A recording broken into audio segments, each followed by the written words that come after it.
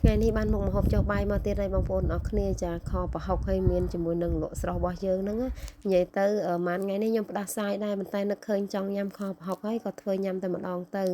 ហើយយើងបានញិកម្ទេសហឹលអញ្ចឹងទៀតអើយឆ្ងាញ់ណាស់បងប្អូនហើយការខប្រហុករបស់ខ្ញុំនេះគឺខ្ញុំស្ងើនត្រីណាបងប្អូនចាហើយស្ងើនត្រីយើងដាក់ប្រហុកពីលើតែមានបងប្អូនខ្លះគាត់ខប្រហុកបែបថាគោជាមួយនឹងខ្ទឹមអីកលក្រីអីអញ្ចឹងទៅនិយាយទៅការខប្រហុកវាមានច្រើនបែបបងប្អូនអរគ្នាចាបើថាខ្ញុំអត់សូវចូលចិត្តដាក់អាគោខ្ទឹមហ្នឹងបងប្អូនចាអញ្ចឹងខ្ញុំចូលចិត្តស្ងើនត្រីឲ្យស្ងួតហើយខ្ញុំ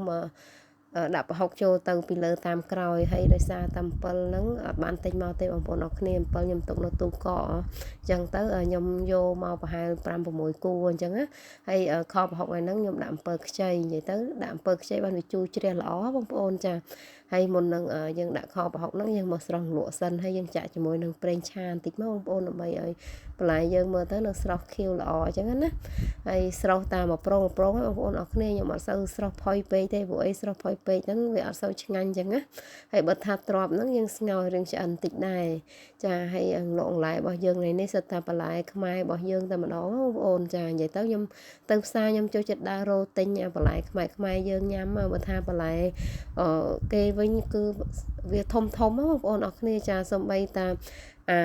ស្ពៃចកឹះហ្នឹងក៏ធំដែរតែខ្ញុំទិញបានបន្លែខ្មែរយើងស្ពៃចកឹះគេទូចល្មមនេះបន្ទាប់ពីខ្ញុំស្រស់បន្លែហើយខ្ញុំចាប់ផ្ដើមមក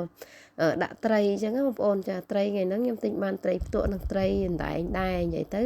ស្ងោរប្រហុកត្រីអណ្ដែងក៏ឆ្ងាញ់ត្រីផ្ទក់ក៏ឆ្ងាញ់ដែរបងប្អូនចាហើយយើងរកត្រីស្រែបងប្អូនអរគ្នាបានសាច់វាទន់ឆ្ងាញ់បន្ទាប់ពីយើងដាក់ត្រីហើយមានដាក់គល់លក្រីអណ្ដែងលក្រូចត្រប់ពីក្រោមបងប្អូនត្រប់បាត់ឆ្នាំងហើយខ្ញុំមកបុកជាមួយនឹងម្ទេសពីរបីគ្រាប់ខ្ទឹមបន្តិចហើយខ្ញុំបន្ថែមគ្រឿងចូលទៅឲ្យហើយមានប៊ីចេងនិងស្ករបន្តិចផងដែរហើយយើងដាក់យកមកគ្របលើត្រីយើងអញ្ចឹងណាបងប្អូនអរគ្នាចាហើយខ្ញុំ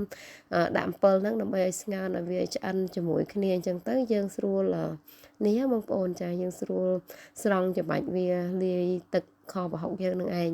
ចាហើយបន្ទាប់មកយើងចាប់ផ្ដើមបើកភ្លើងមកហើយចំពោះភ្លើងគឺដាក់ដំបូងហ្នឹងយើងបើកតិចល្មមឯណាបងប្អូនអរគ្នាចាយើងបើកខ្លាំងពេកខ្លាចវាអត់ឆ្អិនត្រីហើយវាខ្លោចបើយើងស្ងោរត្រីអញ្ចឹងត្រីរបស់យើងវាអត់សូវឆ្អាបបងប្អូនចាហើយយើងយកការ៉ូបមកគ្របមកយើងស្ងោរតិចមកហើយឥឡូវហ្នឹងយើងមកស្រង់បន្លែយើងខ្នោហើយនឹងត្រប់ស្រួយរបស់យើងហ្នឹងយើងស្ងោរក្រោយគេដោយសារតែវាក្រោះឆ្អិនបងប្អូនចាអញ្ចឹងទៅយើងមកស្រង់វាសិនហើយបងប្អូនអរគ្នាបន្ទាប់មកពីយើងស្ងោរហើយយើងដាក់ទឹកវាមួយងាស់ប្រហែលជា20នាទីអីបងប្អូនចាឲ្យវារៀងខាប់ល្អអញ្ចឹងណាมันឆ្ងាញ់បើសិនតែយើងមួយងាស់វាទឹករៀងច្រើនពេកក៏អត់សូវឆ្ងាញ់ដែរបងប្អូនចាយើងយកទឹកមកល្មមមកហើយចំពោះអំពិលហ្នឹងគឺយើងយកជូរជ្រះបងប្អូនអរគ្នាអញ្ចឹងទៅហើយយើងបង់តែម្រះប្រៅនិងម្ទេសមកគឺរួចរាល់ជាការស្រេចហើយបងប្អូននេះយើងបានម្ហូបយើងឲ្យខប្រហុកឲ្យបន្លែគឺមានច្រើនមុខមែនទែនបងប្អូនអរគ្នា